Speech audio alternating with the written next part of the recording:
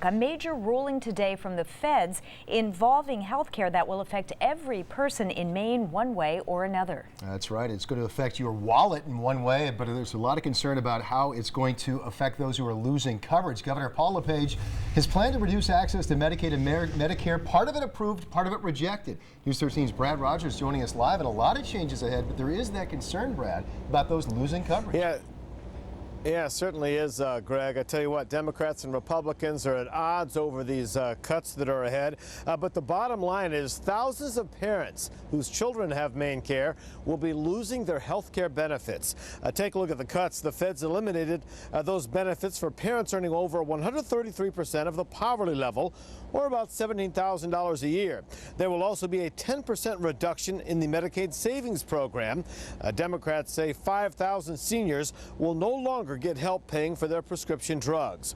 Now, the feds denied the LePage administration's request to eliminate Maine care for 19 and 20-year-olds and for parents with children on Maine care who earn over $15,000, which is the poverty level. Well, what it all means is that at least 12,600 Mainers will be dropped from Maine care and lose their health care benefits. Health and Human Services Commissioner Mary Mayhew says the reductions will save the state $4 million a year now and in the future. However, had all the cuts gone through, it would have saved the state $19 million.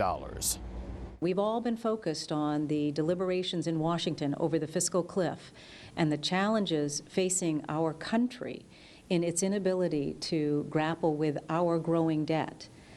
The federal government needs to give Maine the flexibility to manage this Medicaid program so that we can both balance our budget but also ensure that we are meeting our core mission and are able to fund those services and programs effectively.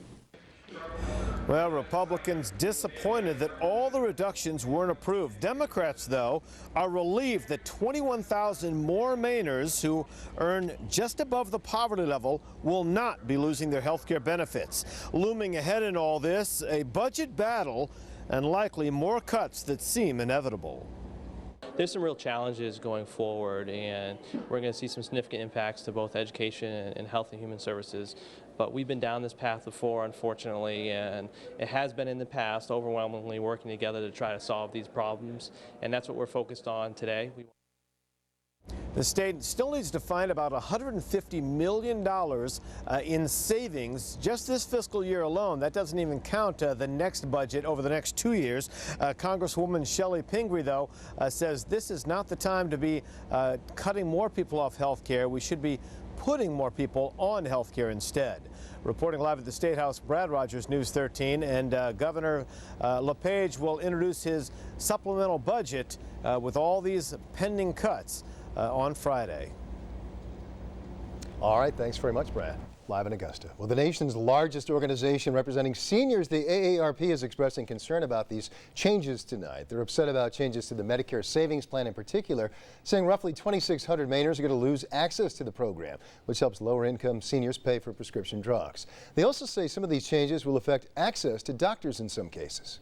People who have been receiving subsidies to pay for their Medicare Part B coverage will lose it unless they're able to pay for it themselves. The LePage administration says the changes to the savings plan alone will save taxpayers nearly $800,000 per year. Well, Governor Paul LePage says these changes are necessary to protect taxpayers and to balance the budget. He's making a similar case when it comes to some looming cuts to education. The governor is proposing a $13 million curtailment out of public education. But as News 13's Brooke Buford found out, educators claim that could have disastrous results. She joins us now live with some of the details. Brooke? That's right. Educators say over the past few years, they've already seen millions of dollars in cuts. And now with $13 million more in the works, they say they just can't handle that. The Maine Education Association and Portland Mayor Michael Brennan say the state is already behind on $524 million that's owed to them by public education. Money they say the state is mandated to pay because of a 2004 vote requiring the state to fund 55% of the total cost of education. If you add that to the new curtailment, and here in Portland, taxpayers and teachers could take a blow.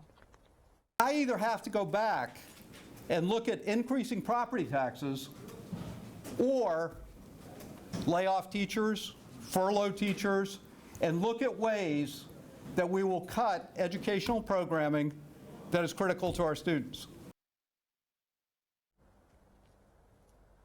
And Mayor Brennan says he suggests that they even maybe pull from the rainy day fund to kind of soften that blow a little bit. But the State Department of Education says they looked at that option, and unfortunately, it's just not going to cut it. We're live in Portland. Brooke Buford, back to you in the studio. All right, tough decisions ahead, Brooke. Thanks. On to another controversial issue involving public money, charter schools. They're off and running in Maine under a new law. And the newest one is going to be in the Mid-Coast. The Harpswell Coastal Academy is considered using the recently shuttered West Harpswell School. Today, organizers received initial approval from the Charter School Commission in Augusta to open up.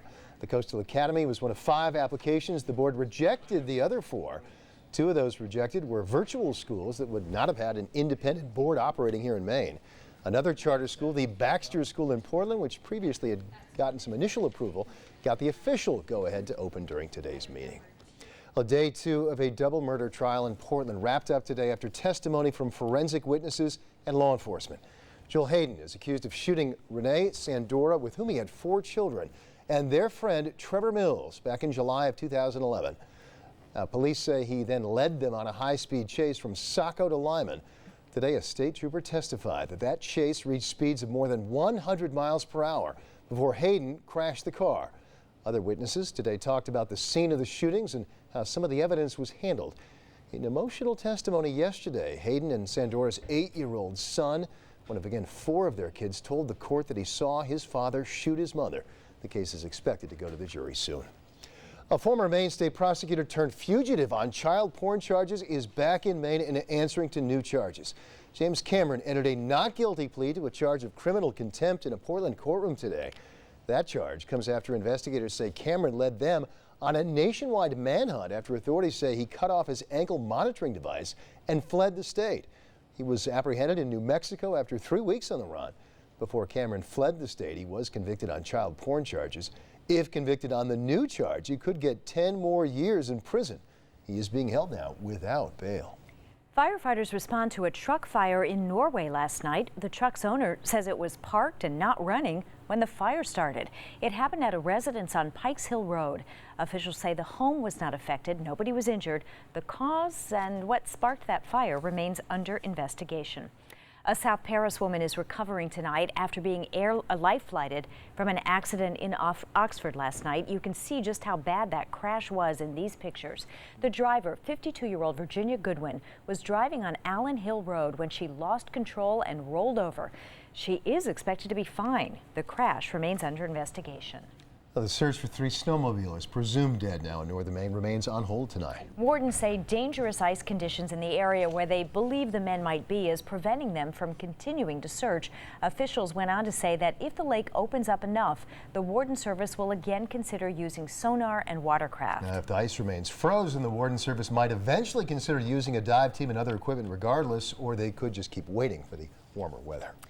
The man who created the biggest amusement and water park in northern New England has passed away. Kenneth Cormier, the founder and president of Funtown Splashdown USA, died today at a hospital near his home in Florida. He passed away after a brief unspecified illness.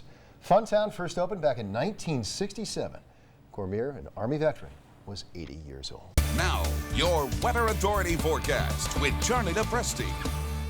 All right, welcome back, everyone. Today was a beautiful day with highs in the lower 40s. We're going to do it again tomorrow, near 40 degrees, a little breezy. We'll keep that on Thursday as well. Full sunshine that day, low 40s. A few degrees cooler on Friday. Our next weather maker looks primarily light rain Friday evening. Some inland towns could be looking at a little bit of a sleet or freezing rain. Again, that will be Friday evening, and it does look light at this point. Here's a look back at our time lapse. This one, our sun setting from our Portland Skycam. The sun sets at 24 minutes past 4 o'clock this evening, getting a little bit later and later each day. Temps are in the 20s and 30s, a little bit of a range this evening, and much like last night, we should have a range in overnight lows. We're at 36 in Portland, mid-20s for you in Lewiston, mid-20s in Sanford and Freiburg as well.